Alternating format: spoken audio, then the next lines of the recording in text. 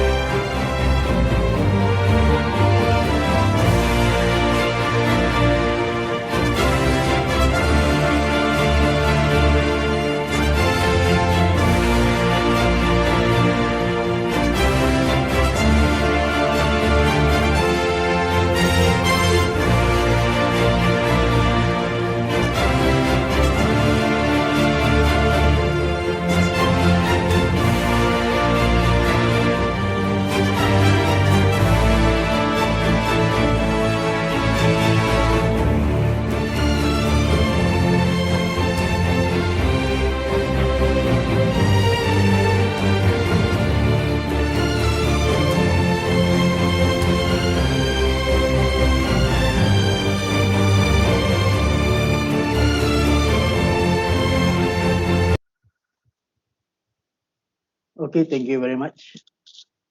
All right, so let's we start our presentation. Okay, so before we start, I have a few introduction to be made.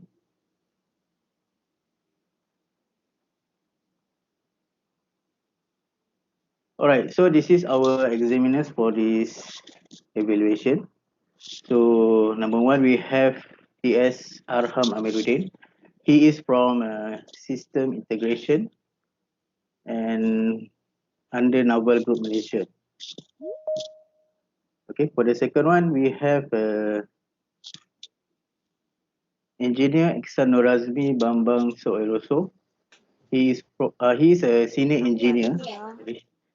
Okay, so he is from Nexperia in Penang.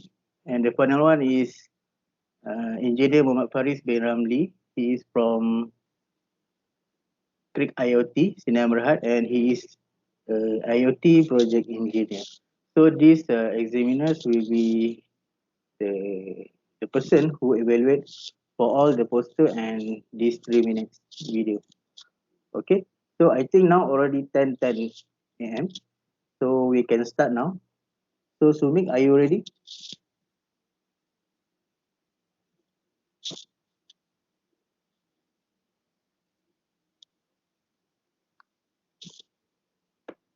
Sumik, are you ready, Sumik?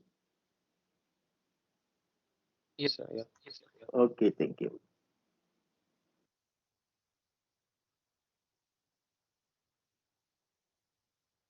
Volatile organic compounds or VOCs are hydrocarbon chains usually made of benzene, toluene, or formaldehyde groups, some of which are considered carcinogenic.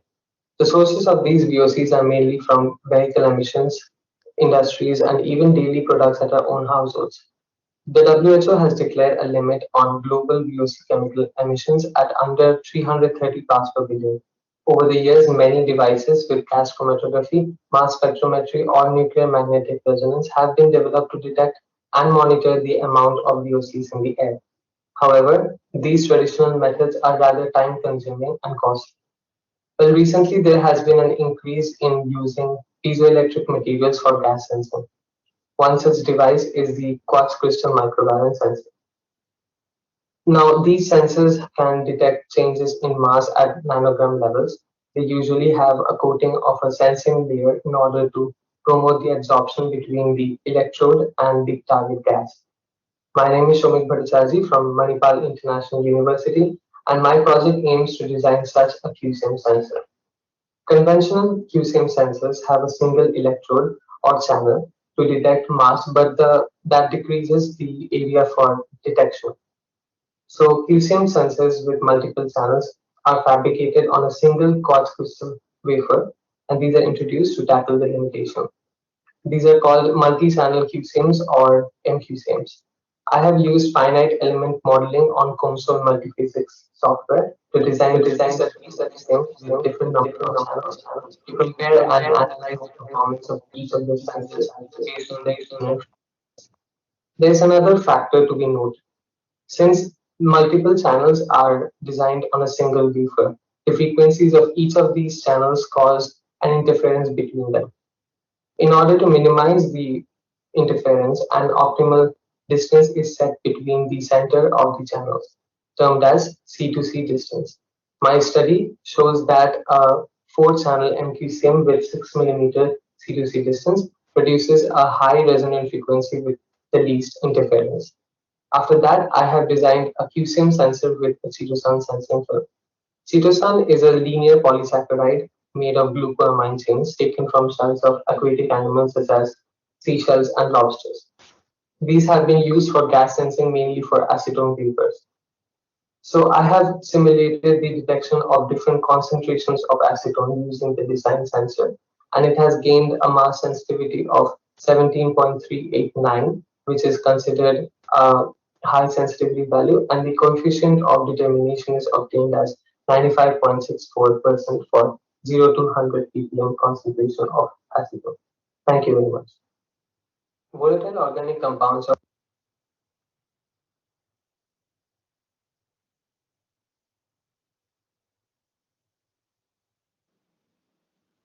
Okay, thank you very much, Sumik. All right, so now we open for Q&A. Can we ask Mr. Aksan? Can you unmute your microphone? Oh, sorry. Okay. Morning. Can you guys hear me? Yes, good morning. Okay. So this candidate name is Somnik. Soumik.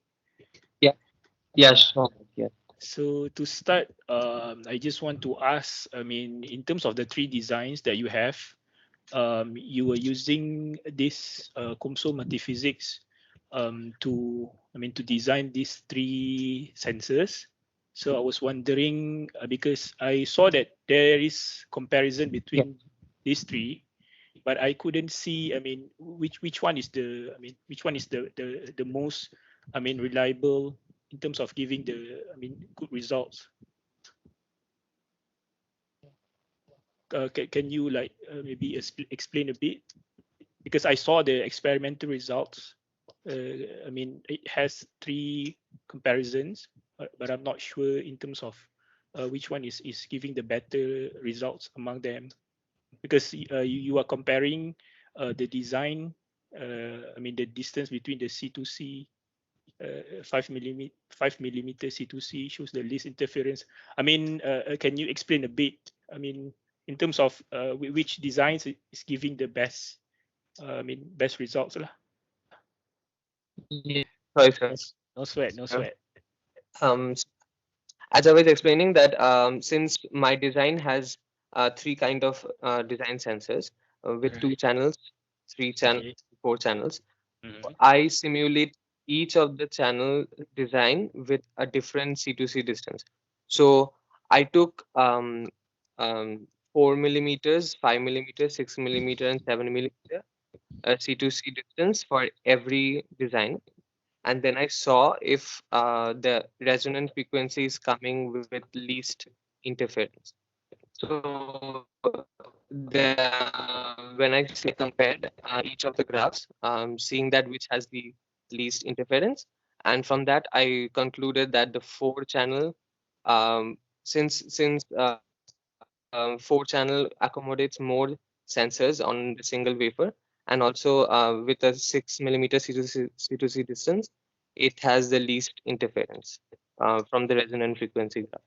Mhm. So from there, I can conclude that since that sensor has more channels, it means that it can detect more concentrations of acetone, and Mhm. also the resultant graphs will be more clearer compared to the other ones. Okay. I think for your related works, in your poster, there is some comparison literature review.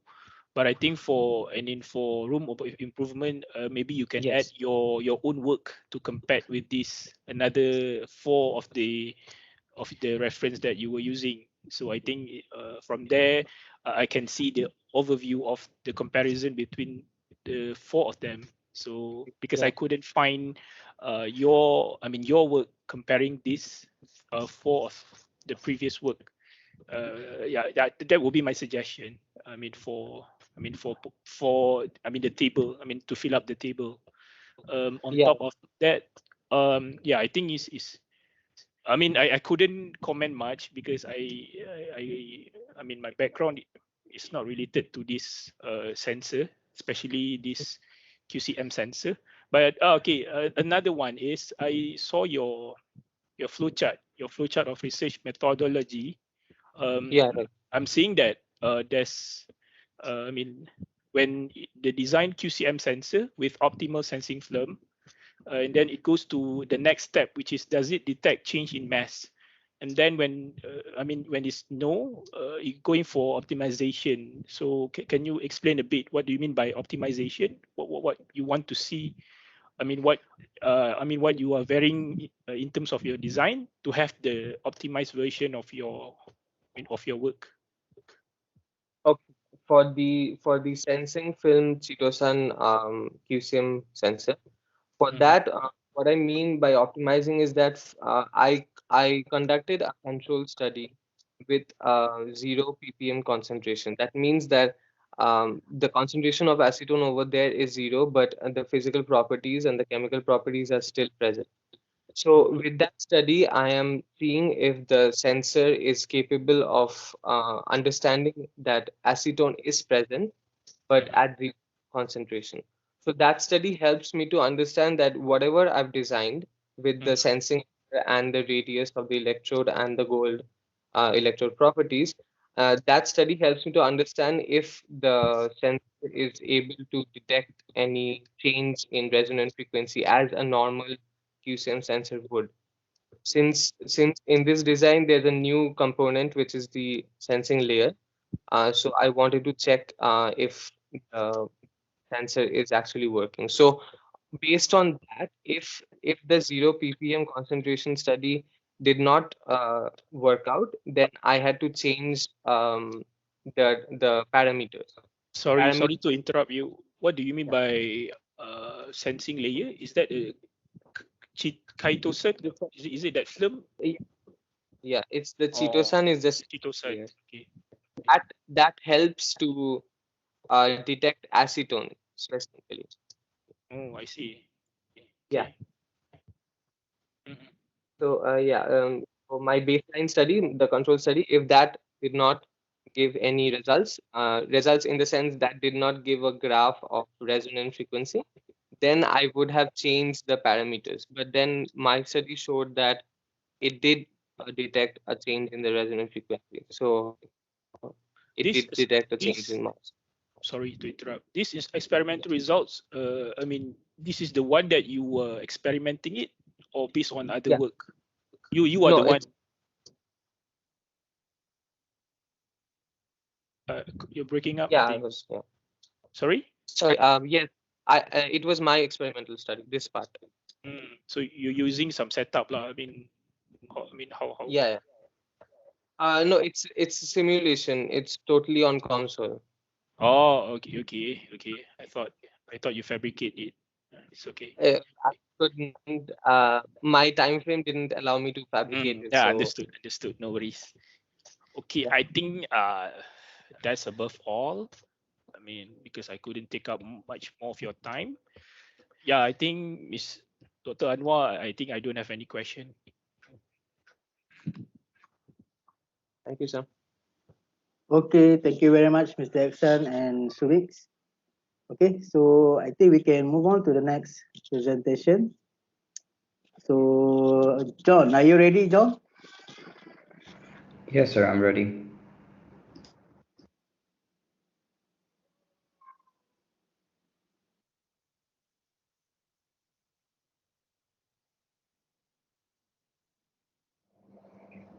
How many times have we all driven by a beautiful road like this under the cover of these bright street lights? But if you think about it, these lights stay on for close to 12 hours, even when there are no cars on the road. This brings me to my topic, which is automated streetlight system. So this is essentially a system that can toggle the brightness of the lights high and low based on the cars present. This system also accounts for a sudden loss in the ambient lighting conditions. Let's say a storm cloud rolls in, and our system will be able to detect it using an LDR and change the brightness of the lights to aid the brightness level of the ambience. So, as illustrated in this image, the lights behind the car and very far ahead of the car are turned to low brightness, and the lights in the direct vicinity of the car are turned to maximum brightness for good driver visibility. So, the vehicles are essentially detected using IR sensors, and the LED lights are dimmed by using a simple principle called pulse width modulation, which rapidly pulses the lights to increase the brightness or reduce the brightness.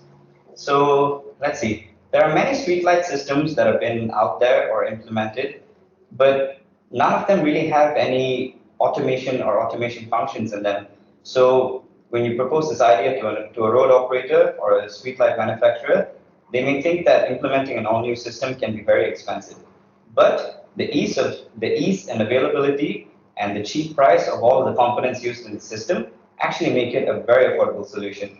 Therefore, the savings that are gained by implementing the system and the benefit of helping the planet by doing so can truly outweigh the cost factor.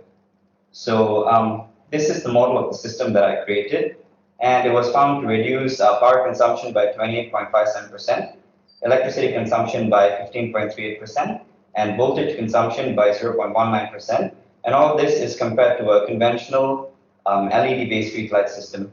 So I truly believe that if this system is implemented worldwide, it can be possible to reduce the global annual electricity consumption, and in turn, help reduce our collective carbon footprint. Thank you.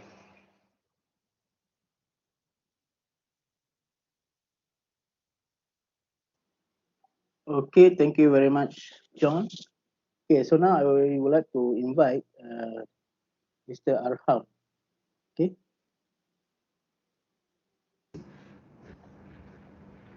Can you turn on your microphone? Hello, good morning, Yeah, everybody. good morning, sir. Yes, John. So, I before I go deeper into your project, just one question. Yes, So, sir. yes, we talk about energy consumption and saving and all that. So, first thing first, have you go into the safety aspect of the light on the road? Do you go into that aspect? Have you studied it? Yes, sir. So there was one fear that I considered that maybe if one of the lights were to get spoiled, it might kind of ruin the system. So I kind of put two countermeasures in place. So one is a reset button. So if there's any sort of malfunction, that button will flash the system and it'll go back to its normal working function if there are any garbage values in the system. And one more is that let's say if a car is stopped by the side of the road, Mhm. due to vehicle breakdown or whatever, the lights will not turn off until that vehicle has crossed the next detection point. So the driver is always lit. Okay. But in terms of how much is the light intensity that we need to drive, does that taken into consideration? I mean, The yeah. Yeah, the thing is, I kind of modeled the system, so this is kind of limited by its size. But I would say if this was to be implemented in a real streetlight system, and especially since the global market trends are moving towards LED-based systems, I think we can directly implement the sensor systems to the existing lights. So I don't think the light intensity aspect would need to change that much. Okay. So so your design here is being built on the PCB, is it? Yes, sir. So so you have not tested it in real life. It's just on a simulation. Yes, sir. It's a model simulation. Okay. So how do you compare the saving of in terms of voltage and power consumption between your model and the real lighting system?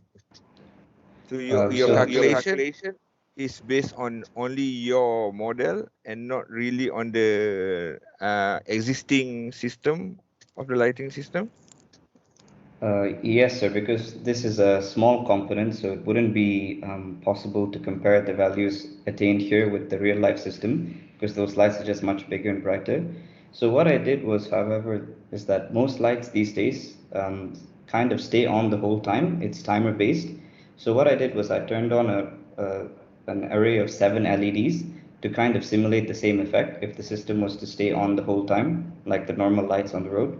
Then I took down the value of that and then I compared it to the value that I received by implementing my system. So then I compared both of those values. Okay. Okay, that's good. So I guess just to comment on your poster, I think it's a good work. I would say it's comprehensive and has all the elements that's needed. Thank you, sir.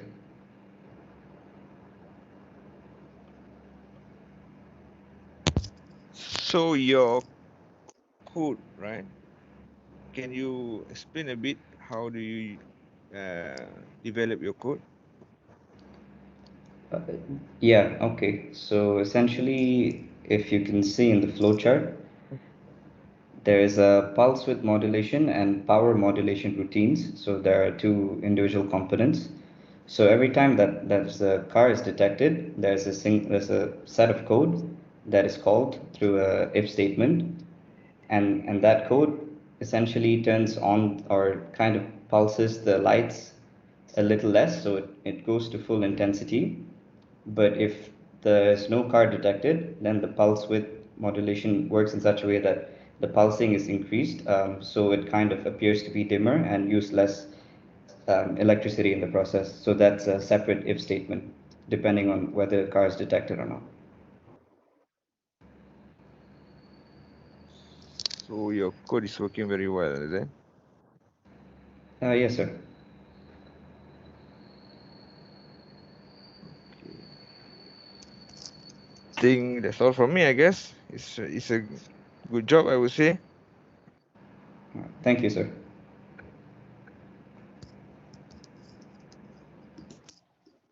Up to you, Dr. Anwar. All right, thank you very much, Mr. Raham and John. So good job, John, for your works. Okay, so Thank next you, we sir. move on to the next presentation, which is by Joanna. So Joanna, are you ready? Yes, sir. Thank you.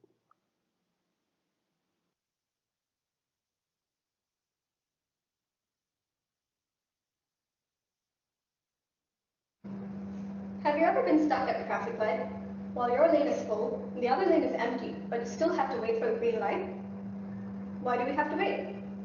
With traffic congestion comes a load of negative side effects, from wasted time and wasted fuel, irritated drivers, to the worst of all, air pollution, more than 1/3 of which is caused by congestion in urban areas.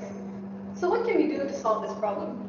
We can't expect city planners to go around changing the road infrastructure, and we most certainly can't expect users to stop driving cars. What we can tackle, however, is the inefficiency of the traffic lights itself. Conventional traffic lights use fixed time slots to control traffic. This means that they are unable to identify the amount of congestion on each lane. This brings me to my thesis on a real-time smart traffic light control system using computer vision.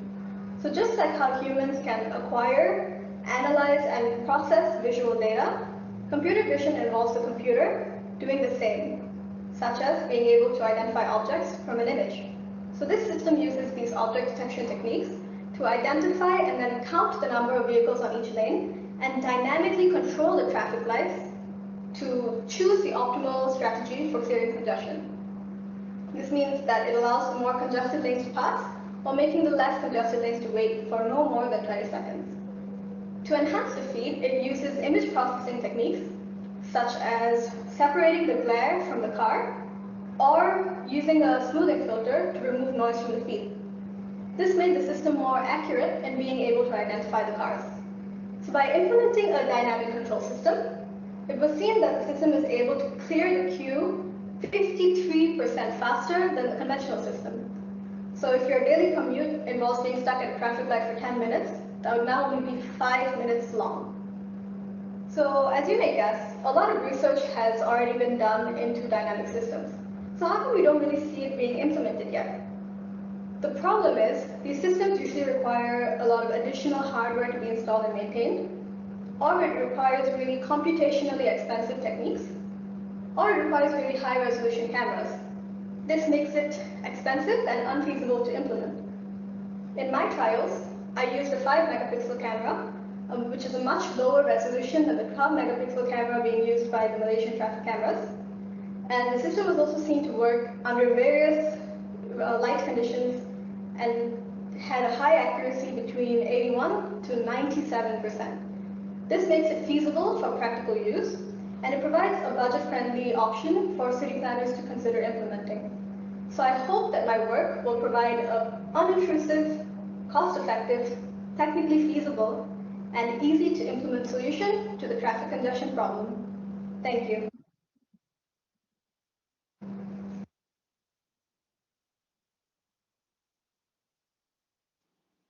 Okay, thank you, Joanna. So now I would like to call Mr. Faris. Mr. Faris, can you turn on your camera, please? Okay, now you can ask the student. Hello, hi, morning, Joanna. Hi, good morning, sir. Okay, number one, is it work with motorcycle or bicycle? No, the scope is at the moment limited to cars and larger vehicles like lorries. The future scope, however, is to cater towards motorcycles and pedestrians and even emergency vehicle detection. Can you tell me more about your workflow implementation? The process flow diagram? Yes. Yeah, so it's a little bit small in the screen here. I hope you can see it. So essentially, I'm using a Raspberry Pi to implement this. So and a pi camera. So essentially the pi camera just takes the input feed, which is a system that I modeled like a physical model to show that it works in real life situations with real-time video feed. And it's essentially processed. So as I mentioned in my 3-minute thesis earlier, the two things that were done for the image pre-processing was to try to remove the glare from the cars, because it was seen that that was really interfering with the object detection, and to remove the noise from the feed with the use of a smoothing filter. So the first step that you see there after image processing, which says HSV conversion and thresholding, was what I used to remove the glare from the cars. And it's basically an alternative color scheme to the normal RGB color scheme. So what it does is it splits the color into hue, saturation, and value. So this means that it splits it into like the light intensity, like the brightness of the object, whether light is shining upon it or not, and the actual color itself. So based on that, I'm able to use a mask to remove the light glare and yeah, to overcome that limitation. And then after that, I use a smoothing filter, which is called the median filter. So that is essentially one of the better existing smoothing filters that can really help to remove noise extremely accurately, which gives it a pretty good result in lower resolutions and in low light conditions as well. Then it moves on to the morphological transformation stage, which is essentially, again, another noise removal technique, which inflates and dilates the edges of the image, so basically the boundary edges, so it removes noise from there like that. So that's the end of the image processing step. Then it's thresholded into binary, which means that I set a threshold value, which in my case was 127.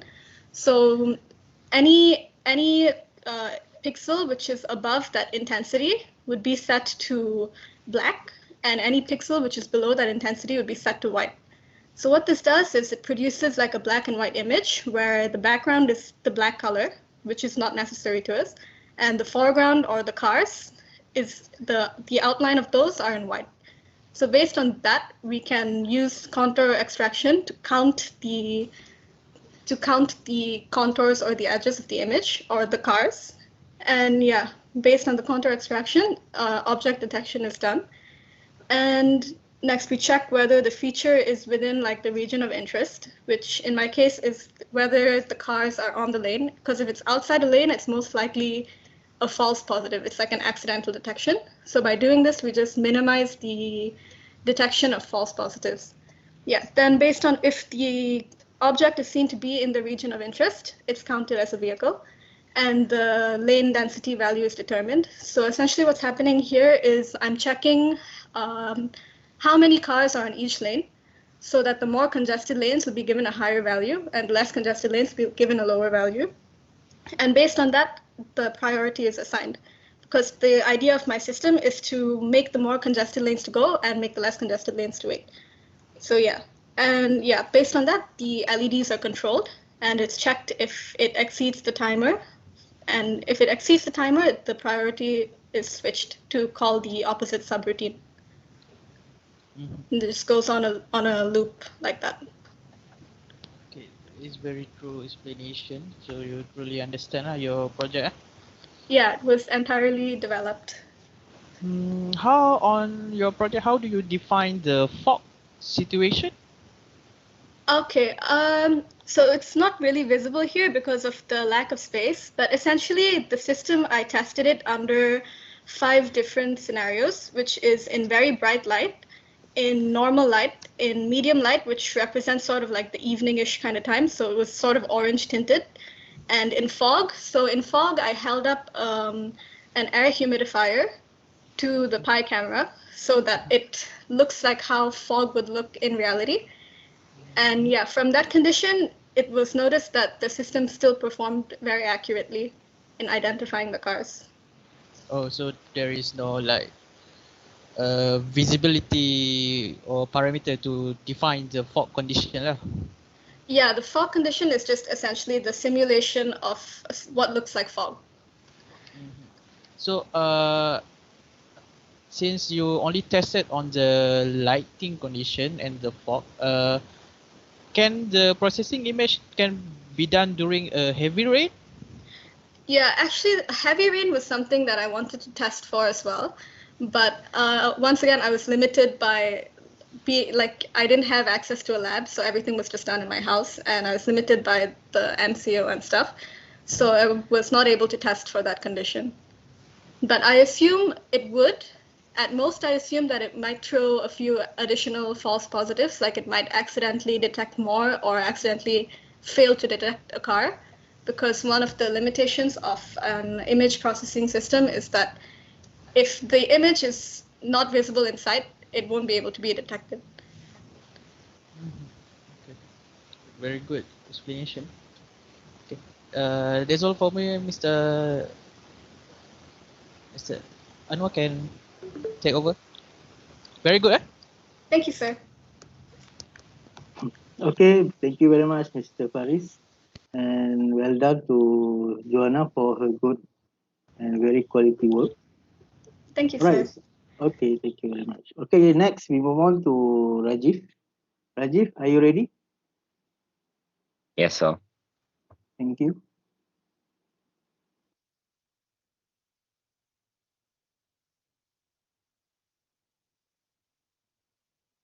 Good morning to one and all present here. My name is Rajiv Suresh Nair, and today I'm going to present my project of the topic Remote Multi-Parameter Patient Monitoring System. So, what is a patient monitoring system? So, a patient monitoring system can be thought of as a collection of hardware and software working together in order for the whole system to monitor or track a patient's vital signs using sensors. So as you can see in this image here on the slide, that is what a common patient monitoring system looks like, which you probably have seen in hospitals or clinics or anywhere healthcare is provided. When you when they are applied in non-traditional healthcare settings or environments, they are called a remote patient monitoring system. So remote patient monitoring systems are used for patients who can't reach or cannot, basically can't be at a hospital. So they are used to provide long distance monitoring services for these kind of patients. However, they are also the two downsides I'd say for this is that they are very expensive, as their cost of licensing, maintenance, installation, and implementation, as you can see here, is almost $200,000. Sometimes it's a continuous fee, which is exorbitant. And two, they are also very singular in their functionality, which means they only measure a single parameter and don't really do anything with that data that they collect, except for track the data. So I have proposed a system that monitors multiple parameters, tracks this data, and provides notifications if it receives a bad reading. So as you can see in this diagram, I'll try my best to show you all of it. The Arduino here is connected to the patient there, me, uh, who is then hooked up to the sensors using an arm sleeve which holds the sensors on it. This data from the sensors is sent to the web server, from which it is collected by the Flask application, which is made using Python. From there, it has a notification system that notifies the doctor in case the patient gives any abnormal readings. So, and also the doctor can have video conferences with the patient for consultations. So the system has two main components. They are obviously the hardware and software components, obviously, but they are the monitoring system, which consists of the microcontroller, the Wi-Fi module, and the sensors attached to the patient, making up the hardware side of the system. And for the software side is just the web application made using Python in a micro framework called Flask. So this is how the monitoring system looks after it's been made. On the left, there's a flowchart showing how I made it, which each individual step, but due to time constraints, I won't go through it. But here, as you can see in this image, the sensors are attached to the patient's hand, which is then connected to the Arduino here. And that is then connected to the Wi-Fi module there, which transmits the data to the internet. And this is the communication interface where you can see the graphs showing the vital sign the parameters of each of the patient. And here you can see the interface for the video conferencing, where you can talk to another person logged into the same service.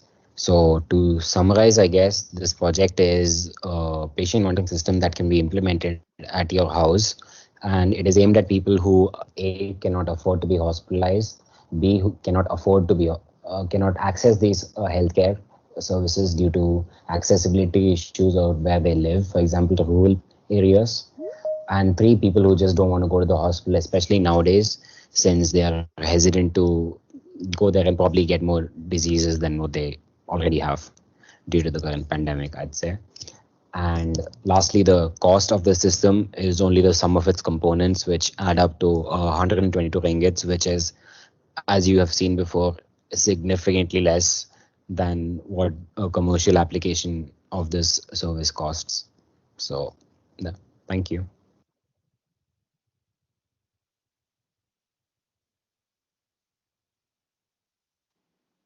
Okay, thank you very much, Rajiv. So now I would like to call Mr. Arham. Good morning, Rajiv. Can you hear me?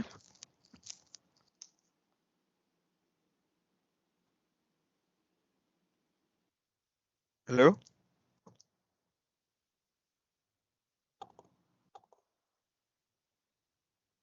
Hello?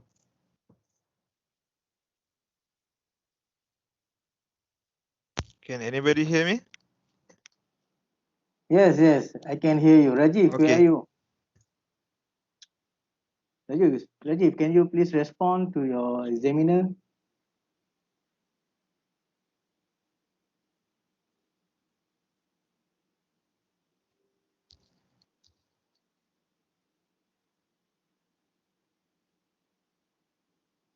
He's not here?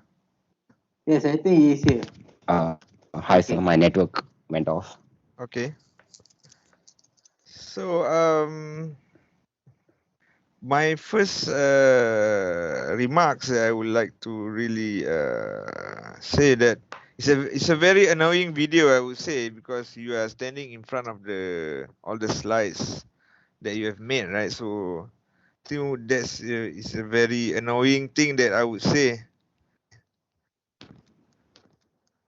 because I cannot really see what you've written on your slide. That's the first remark. So and then I believe you are Bachelor of Engineering, right? Because you have computer Right, science and but engineering, that was right? the type of video told to make. I'd rather present like a PPT, but Uh-huh.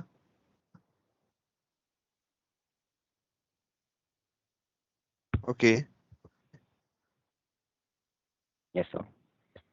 So you're Bachelor of Engineering, right? Your final year project is for your Bachelor of Engineering. Is it? Because my second remark is that I don't really Yes, sir. see what's your Yes. design. You've told that you want to make a device and connect it to the internet as an IoT device, right? So I don't really see your design of your hardware here. I'm sorry, sir. Can The you design of my hardware. can you elaborate more on your design? Okay. So on the poster here, you can, if you zoom into the second section for design of system, Hmm? the patient is connected to the hardware, which is the microcontroller Arduino Uno, by Okay. sensors, which are non-intrusive sensors. So they make contact with your skin and send readings to the Arduino by the I2C connection protocol by using the SDA and SCA lines. And from there, it's sent to the Node MCU, from where it's transmitted to the internet, since the Arduino Uno doesn't have Wi-Fi capabilities. In the internet, on the ThinkSpeak cloud server, where the data is stored and accessed by my Python application, where it's visualized in the web application, from where you can track the records and view them in real time. Because I don't. Can you elaborate more on what kind of sensors that you are using? They are non-intrusive sensors that make contact with your skin and take readings. So I have 5 different parameters that I'm reading here, which are temperature, heart rate, SpO2, which is the saturation of oxygen in your blood, stress, that's taken using a GSR sensor, which measures the capacitance on your skin, the sweat, and lastly, it's blood pressure. So the sensors are not inclusive in your design, is it?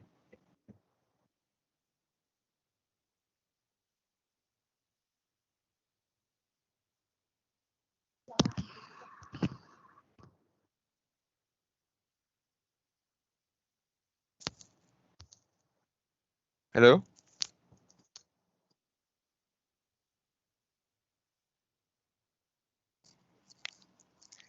Are you still here?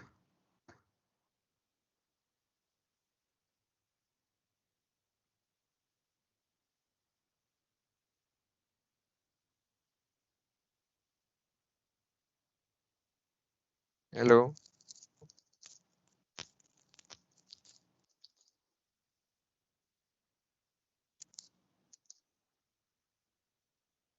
Yeah, Mr. Aram, I think you can continue your Oh, comments. I Okay. just continue, is it? Okay. And then also on the IoT part, I cannot see what's the effort that you have made because there's no real detail of what you have done on the IoT inside your video and also on your poster. So can you elaborate more?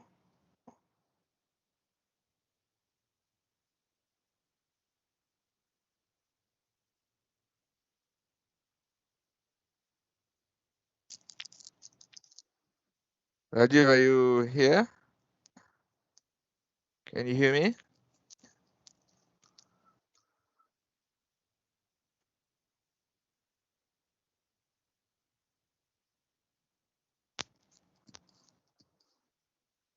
Okay, Mr. Aram, I think you can continue for commenting.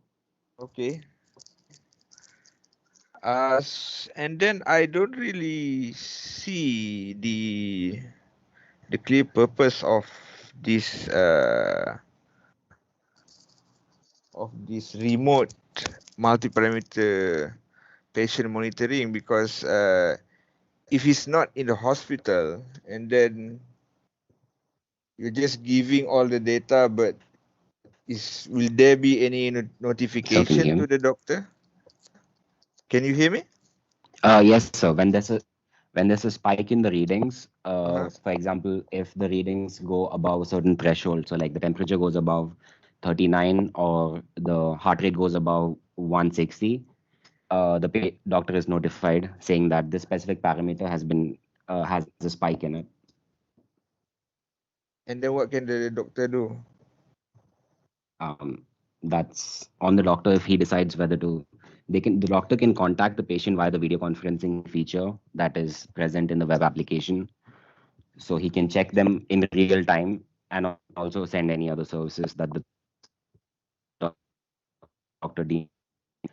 The application because it's just an algorithm and it actually takes experience for the doctors themselves to decide on themselves whether what the patient needs, basically. So this is a tool that helps them to monitor a patient from remotely. Because I think it would be much more beneficial if it's inside the hospital or you can notify somebody inside the house. It's much more better, huh? Because at least they can do something to the patient.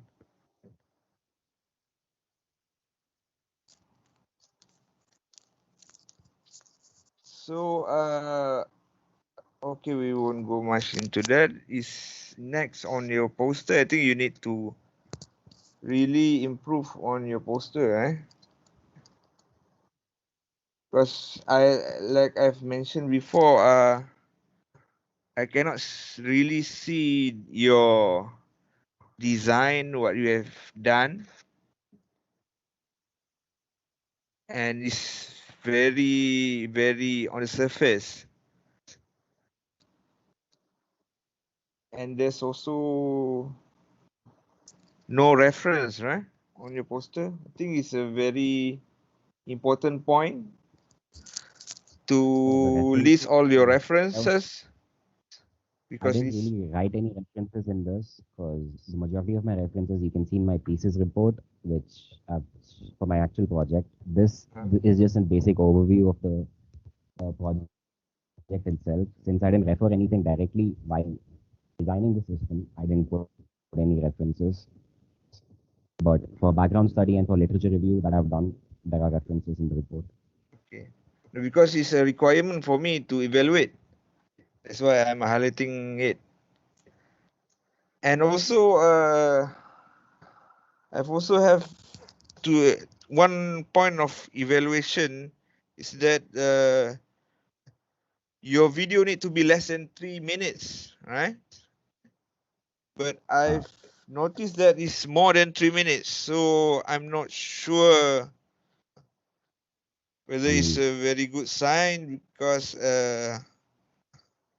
it's a very important. If the video is more than 4 minutes out, you still have questions about my design. Yeah, because I noticed that. Sorry, I cannot hear you. So the explanation for my design is actually quite extensive. That's why I had to exceed 3 minutes. And even though it was 4 minutes, you still had some questions about the project, right? So it's not that easy to compress every single thing with an introduction and a conclusion. But I think you've used too much time. I think it's nearly 2 minutes only on the introduction. So I think you can improve on that. You can do it much better, I guess. Because that's why even you don't even put your design work. I cannot really see what's the design, the architecture. The architecture is here, but the result of your project is just a picture. I don't see any circuit board or anything that you have done. So that's why even that you have exceeded the 3 minutes, right? there is a circuit board connected to the patient's arm in an arm sleeve in the 3-minute video.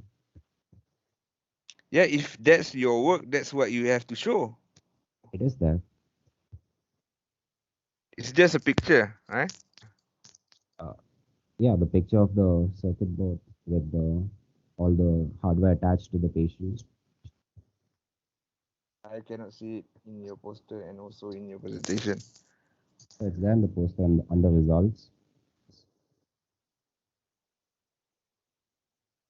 On the poster? You mean the hardware, right? How the circuit connected to the patient. Yeah. Yeah, it is. The first image. Just a picture. You mean a diagram? Yeah. Because that's what you need to show. To show your work.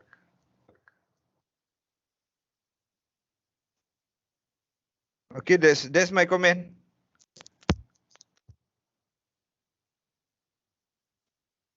So back to you, Dr. Anwar. I think I'm done.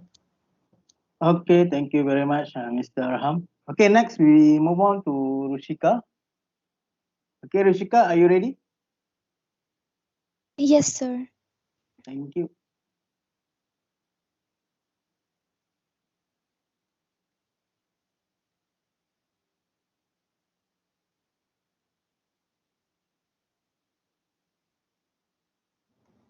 In the modern world, where we're moving towards and depending heavily on automation, tools such as an OCR calculator will come in very handy for use in many sectors. One such important example being education, as it would benefit both the lecturers and the students alike. This camera-based math detection and solver app for Android devices satisfies just that. Solving mathematical problems is a part of life, be it from when we begin to learn mental addition and subtraction in nursery to progressing to using calculators to solve our problems to now incorporating the latest technologies such as computer vision to enable the input of mathematical factors. The objectives for this project are to capture an image through the device's camera and detect the math functions within it, to perform calculations on a real-time basis, and upon calculation to display the solution to the user with an according error message. Well, CamCalc is developed with exactly this in mind. It utilizes OCR, optical character recognition technology, to detect handwritten or typed out mathematical factors, numbers, operands, and then, utilizing concepts of CNN, which is convolutional neural networks, proceeds to solve the captured problem and display the suitable solution and outcome to the user. And I definitely do think that CamCalc has the potential to make much difference in the way that mathematics is both seen and done. Thank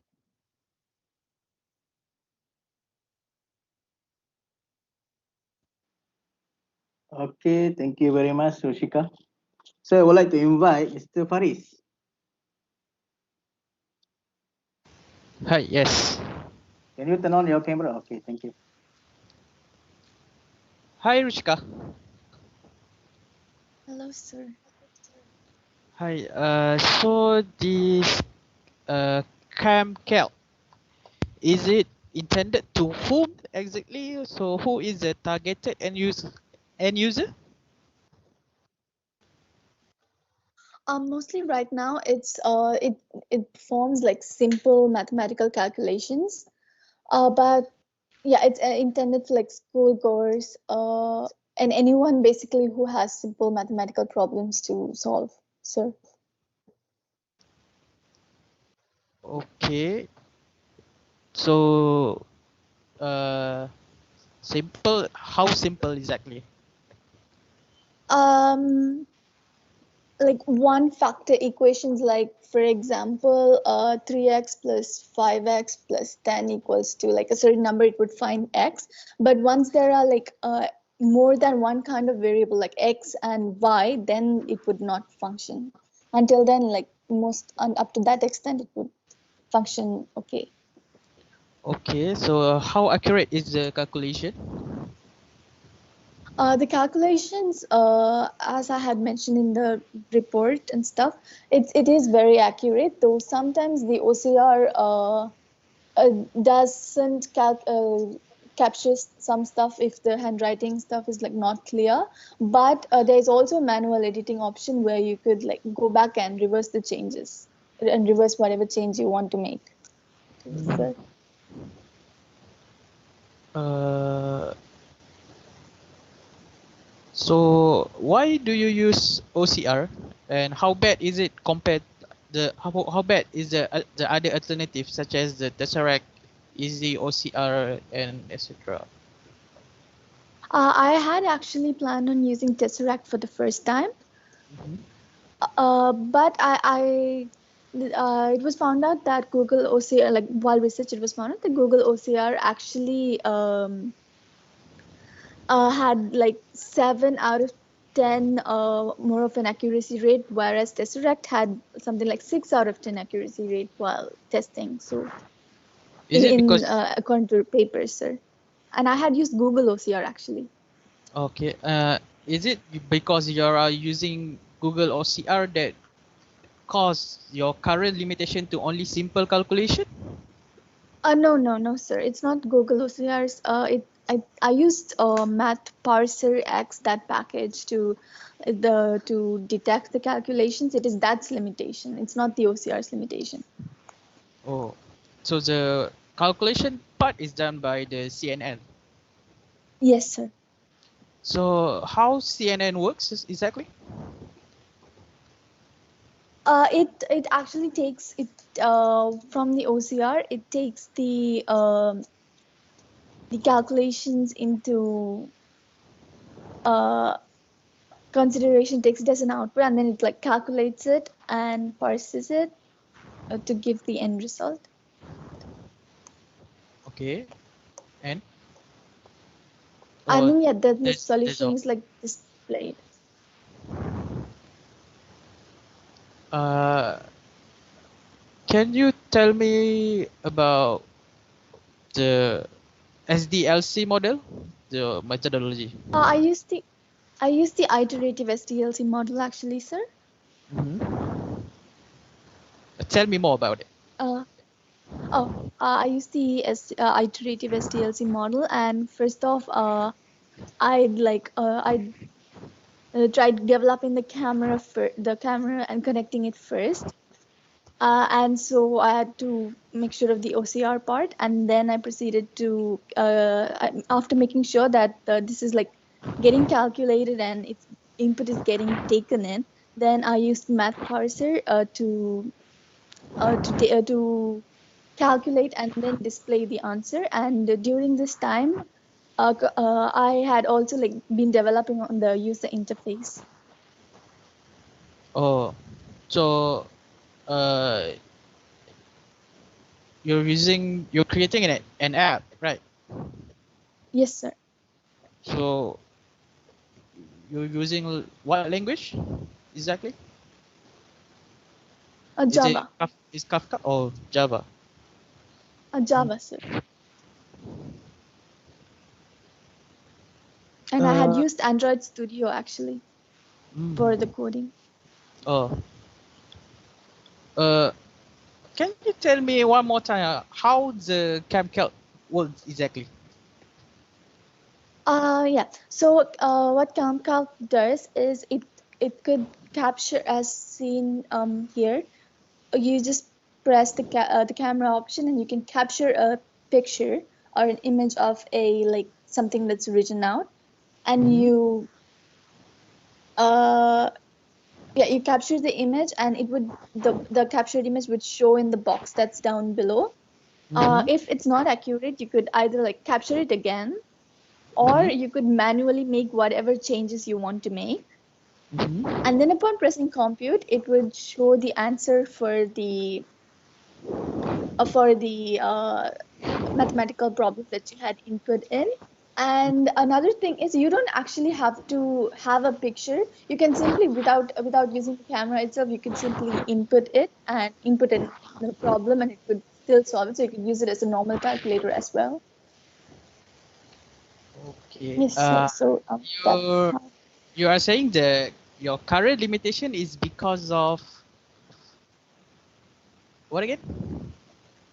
Current limitation is that the parser doesn't exactly work properly for uh, mathematical equations with more than one unknown variable, sir. So how can I mean in the future how can you think it can be solved? Uh, I was actually trying to implement something with it as well, but there were like time limitations and deadlines to be met. But I think it could be solved by using a better parser or yes, sir.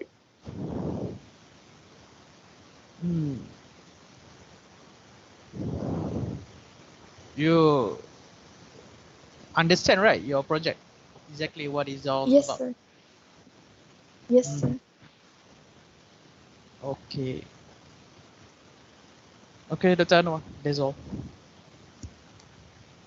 Thank you, sir. Thank you, Richika. Okay, thank you very much, Mr. Faris and Rushika. So, Rushika, I just to give some advices to you. Okay, what Mr. Faris explained to you is he want to know whether you understand fully for your project or not. Okay, so Yes, sir. yeah, so I want to exaggerate more, but I think you understand what is the point behind the advices from him. Okay. All right. So Yes, next sir. we move on to next candidates, which is Sahara. Sahara, are you ready? Yes, I am. Okay. Thank you very much.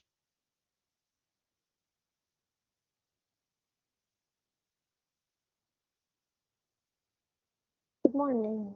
My name is Sahara Strasta. Today I'll be presenting my project, which is an application named Stop Planning, Start Doing Task Scheduler. Time management. Time management is a crucial skill for all the students.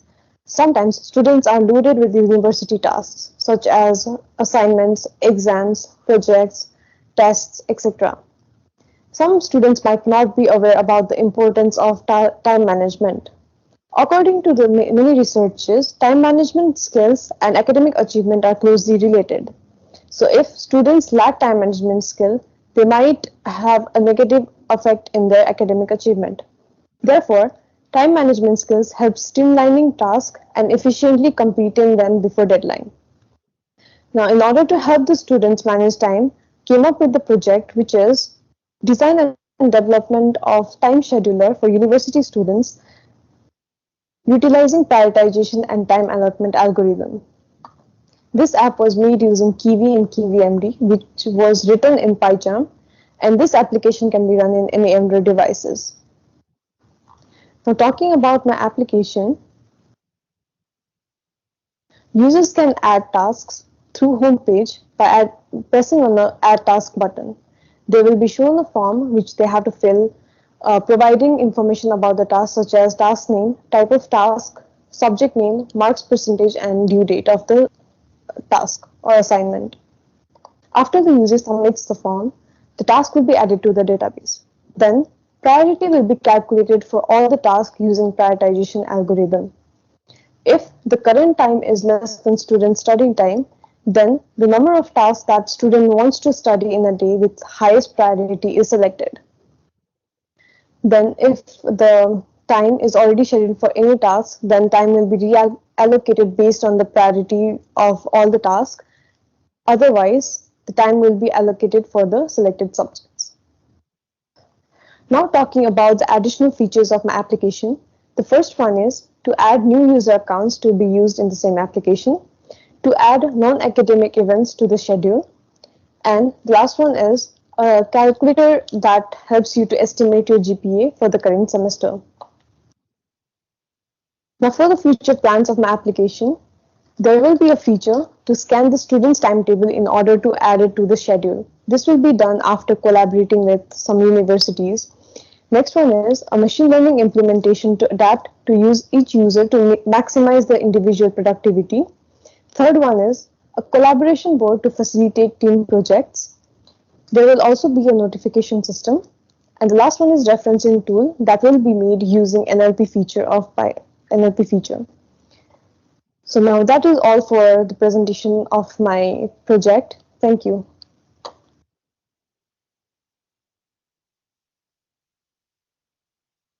Okay, thank you very much, Sahara. Okay, now I would like to invite Mr. Exans for Q&A session. Thank you. Hi, Sahara. Hi, sir. How you doing? I'm fine, sir. Doing great, huh? So, okay, looking at your poster, I was wondering on few subjects, especially on the system design and also for the future plans. Yeah, apart from that, my concern is on the algorithms. I mean, okay, to start, how do you get this the prioritization algorithm, then you come out with the mathematical equation there. I mean, how do you come up with that kind of the algorithm? I mean, whether you have your reference, because I couldn't see. When we I are couldn't. prioritizing tasks for Mm-hmm. You're breaking up. okay, sir. So when we are doing a, can you hear me? Yeah. Continue. Okay. So mostly when we are prioritizing our task, the main three things that we see in our work is the time remaining, like when is the deadline for the task, what is the marks, like how much marks does it carry, and the credit hour of the subject. That also leads to how much marks or like priority the task holds. So you were the one. I mean, come up with the algorithm, or you reference it from somewhere. No, sir, I didn't reference. I came up with it by myself. Okay. So from this algorithm, you're saying that it is like it's going to help the students in terms of prioritizing the task. Is it? Yes, sir. The main thing that prioritizes is the time. Time is the main factor here in this algorithm, and weightage of the marks and credit hours is the supporting factor. So that's why I'm adding the supporting factors to the time remaining, and then yeah. And then for future plans, I was wondering on the there's a point there, a machine learning implementation to adapt to each user to maximize. I mean, what kind of machine learning? You were referring to what actually? I mean, because the statement is quite generic. I mean, machine learning implementation. So maybe you can help to elaborate more on that.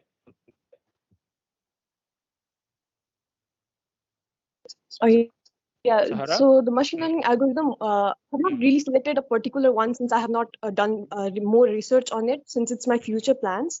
But the main thing that I want to do from machine learning is to like find out the habits and behaviors of the individual user so that I can maybe enhance the time allotment of the task or like, yeah, all of that.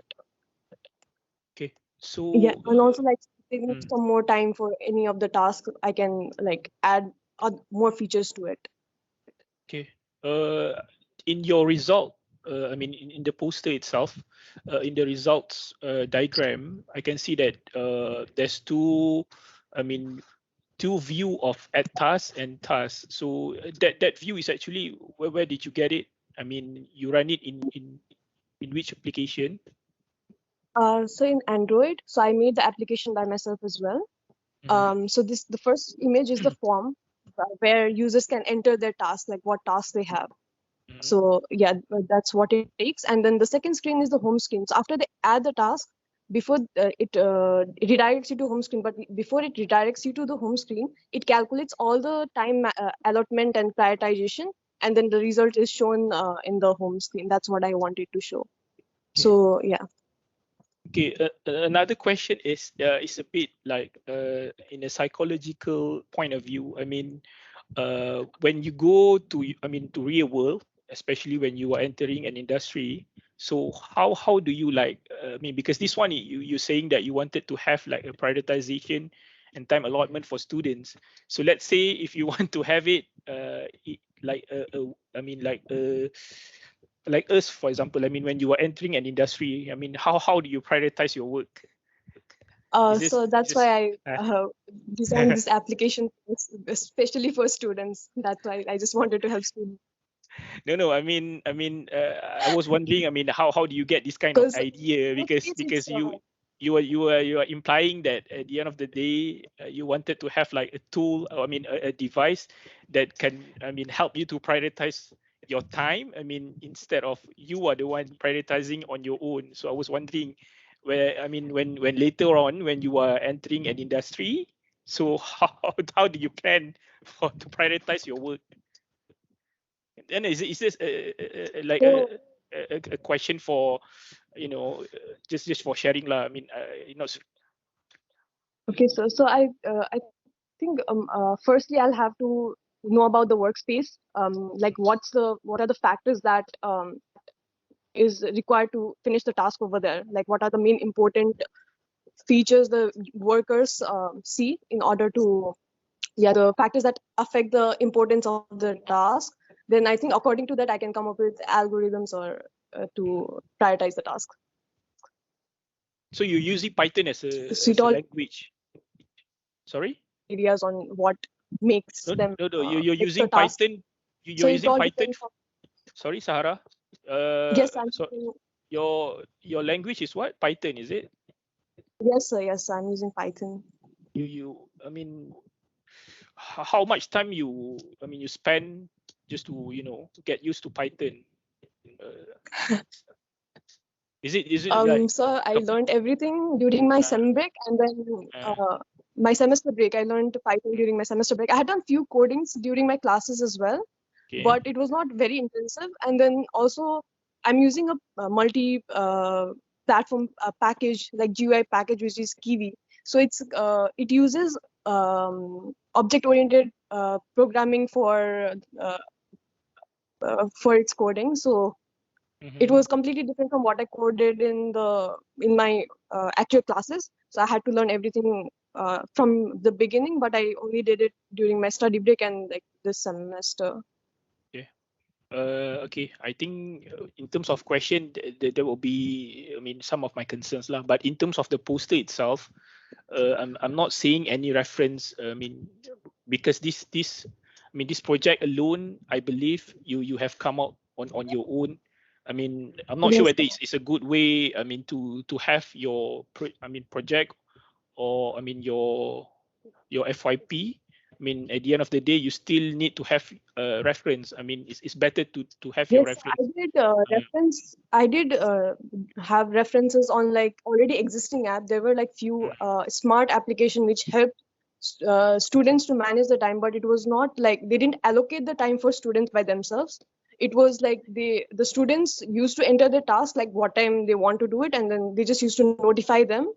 So it's No. I mean, just a simple table. I mean, like for previous work that has been done before, because from there, maybe like from someone that okay. who has not been So for this exposed to. question, I just tried to summarize. I mean, So for future enhancement, or I mean, for future improvement, I think you can put some reference lah. And apart from that, I'm seeing some abbreviation that has no, I mean, like for example, like this NLP component. I mean, maybe perhaps when you put abbreviation, you also need to put, I mean, the long name of that abbreviation, so that maybe some of it that has no exposure on that can also understand. That will be okay. my suggestion for future improvement. Other than that, I mean, your poster itself, I mean, it is quite like on the surface, and also lacking of reference. I think it is also quite important subject, especially when you are comparing. I mean, when you want to compare with previous previous work done by others, because at the end of the day, you still need to have reference. I mean, it's better to have reference from previous work or from other work done by others. Yes, so in this If poster, I just tried to summarize my own work. That's why I didn't have any yeah, references, but I take got that your point. Yeah, with me. got your point. Yes, If let's say you are coming out with a novel design, you still need to have a reference. I mean, it's better that way. That will be my suggestion. Apart from that, yeah, I think you just continue doing your work. I mean, it is good when you are doing it on your own, especially when you're saying that you are learning this Python on your own. I mean, by seeing some videos, it's a good effort. So yeah, I give credit to that lah. I think apart from that, I don't have any more question. Move on to you, Dr. Anwar. thank you. Okay, thank you very much, Mr. Eksan, and good job to Sahara for your works. Okay, so next we move on to the last presenter. Okay, the presenter is Sibaranjini Sibaraman. Are you ready, Sibaranjini? Yes. Okay, thank you.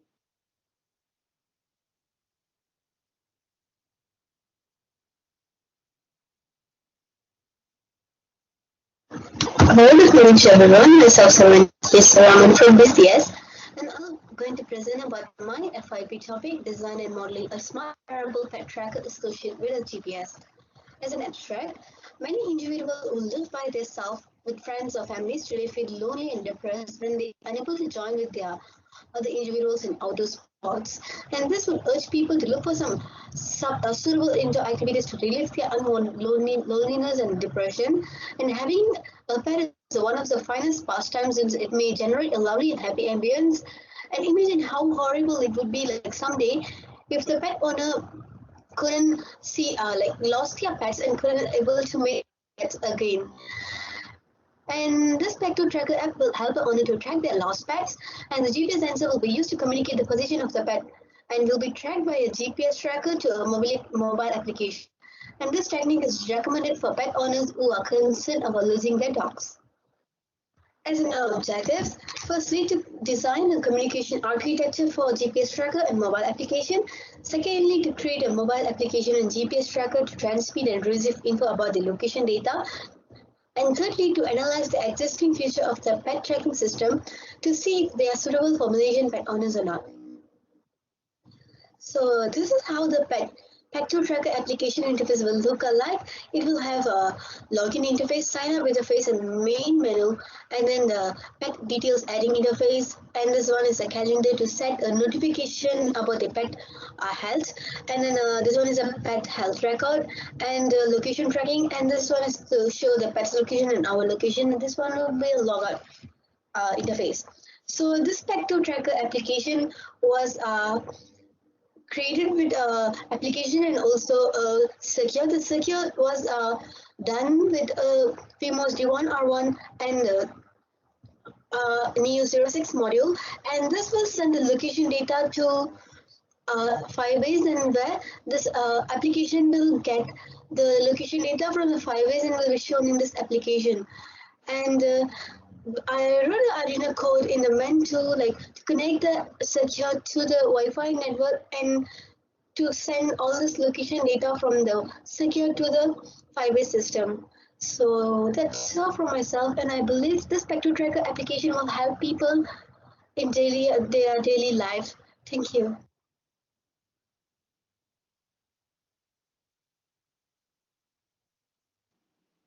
All right, thank you very much, Siva Ranjini. So I would like to invite Mr. Arham for Q&A. Thank you. Hello, good morning, Sibaranjini. How are you? Hello, sir. Good morning, sir. I'm good, sir. Okay.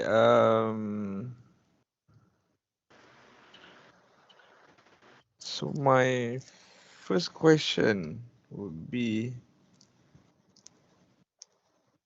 so you have developed from scratch the apps, is it?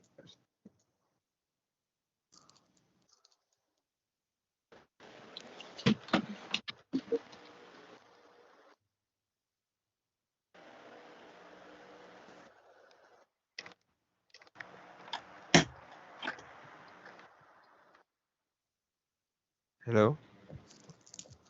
Yes, sir. So you have developed the apps from scratch, is it? It's a working Yes. apps now. Yes, sir. So how long did you take to develop the apps? It took me 2 months, sir, to develop the app itself. Okay, but it's still not available for the public. I just released to be used by some people only because I just did one GPS tracker to be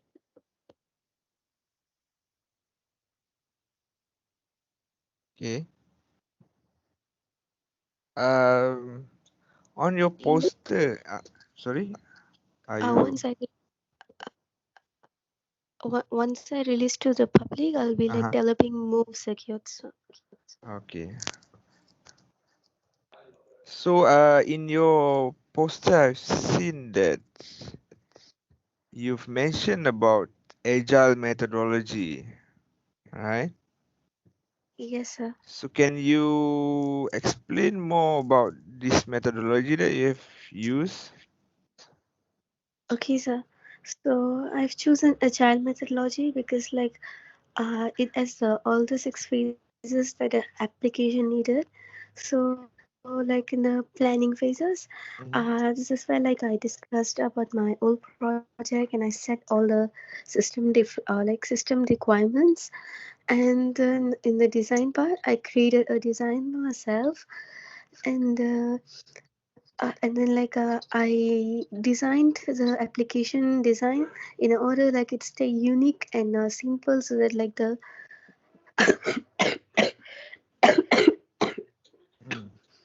excuse me. Okay. Take your time. Okay, so in a way it will be easy to use by the users. And then in the developing stage, the application started to be developed, so I used a Kotlin to write the codes and used the Arduino coding to connect the secure with the Firebase system, and then Android Studio to write the code to create the application.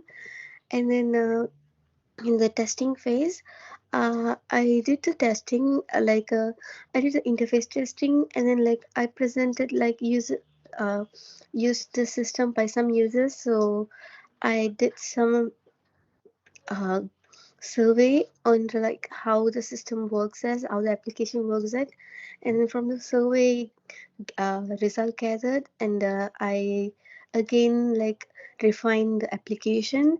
In the release phase, I released the application to use by some people, and the feedback phase, like after the user started to use it, I got it the feedback and then amended the application according to it. So how many iteration that you did in your project in order to be accordance with the agile methodology?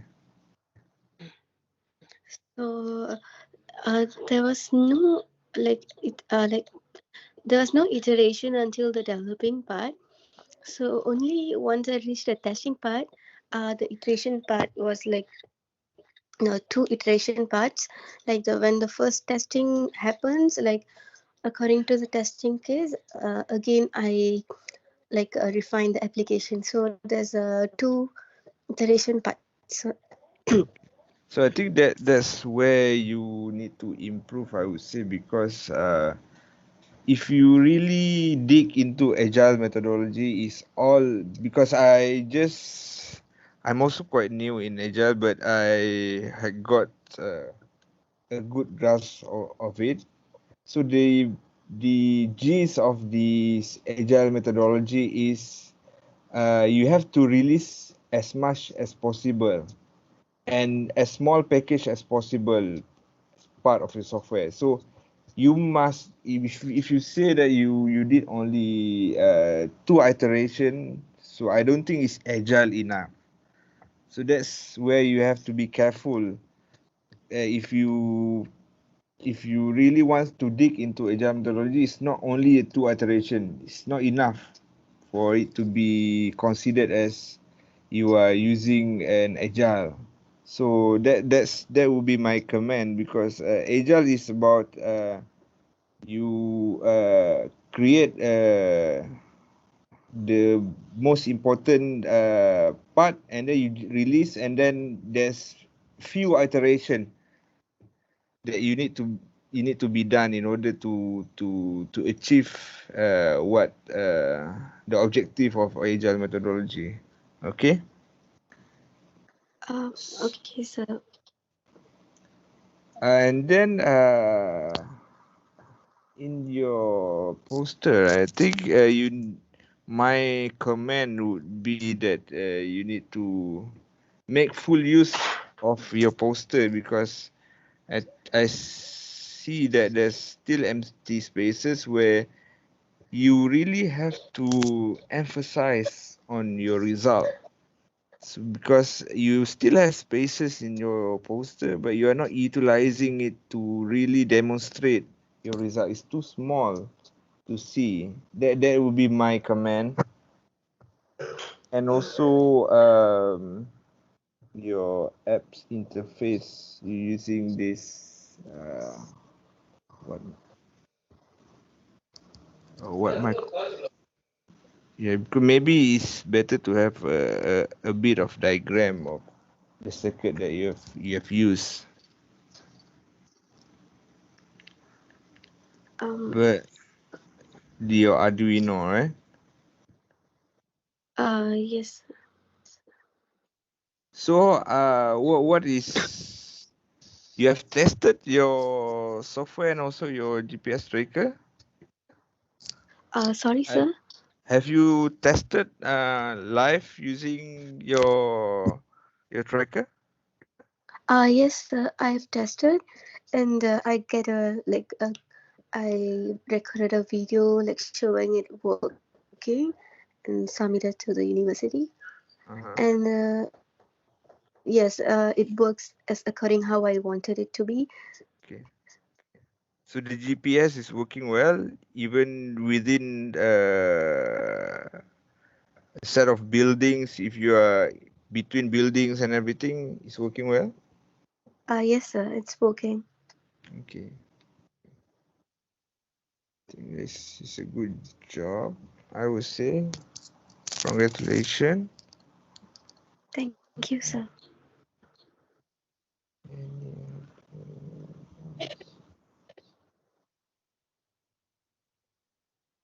So do you plan to really make your apps public, is it? Yes, sir. And I'll be adding some features to it once I make it to public, sir. Okay. So maybe after this you really need to focus on commercializing your device. Is a very important part of it. Yes, sir. Okay.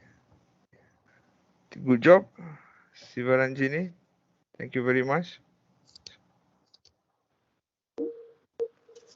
That's all from me, Tanwa. Okay, thank you very much, Mr. Arham, and good job to Shiba Ranjini. All right, so Thank you, now sir. yes, very welcome. Okay, so now we already come to the end of our session. So before that, maybe I want to ask our HOD, Dr. Riaz. Dr. Riaz, do you have any something to say for this presentation?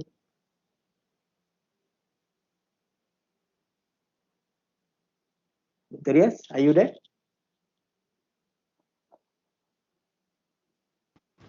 Yes, yes, Sultano, I'm here. Okay. Sorry. Yeah.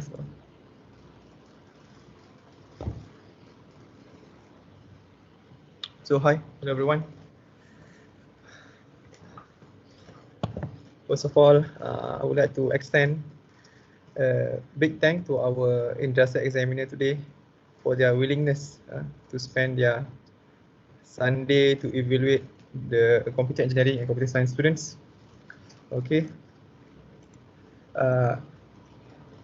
First, I would like to thank Engineer Faris, Technologies Arham, and Engineer Ihsan, okay, for spending their time today. And then I can see that they actually given a very comprehensive comments to our students, which I do believe our students able to take it positively. And then with negative comment, they will take it positively as well. And then they'll try to improve their project in the upcoming for this particular semesters. And then at the end, they should have a much more better report and then a better prototype as well, improved version of their prototype. And then as for the student, thank you all for joining this session today. And then I can see some of guests also are here, and then to actually to check and on our final year projects presentation today. And then thank you to the faculty members as well and for joining the session today. I think for sure I would like to extend a huge amount of thanks to our coordinator, FYP coordinator, Dr. Anwar, for arranging the presentation for today. It has been successful. All presentation have been successfully presented, and then most above all, we have industrial examiners as well, inclusive of internal examiner, to evaluate our students. Hope this will be a more we'll have a for sure this semester we are unable to have a physical or face-to-face presentation. Normally we're gonna have that, and then it's much more happening in the department. So I hope in the near future, once everything are relaxed, the MC are relaxed, and everybody can return to the campus. So maybe we can invite our examiners back again, and then to evaluate our student, and then we have a proper session, and then we can show them the campus as well. I think that's all from me. Thank you all, and then over to you, Dr. Noah. Okay, thank you very much, Dr. Riaz. Okay, this is the announcement for all the candidates FYP2. All right, so for your information, all the evaluation made by the examiners. Okay, so of course we will have the winner or the best award paper for poster and also for the 3-minute videos. So maybe I will inform the results of the winners, okay, by late of this evening. Okay, by late of this evening, because after this I need to evaluate your marks, of course.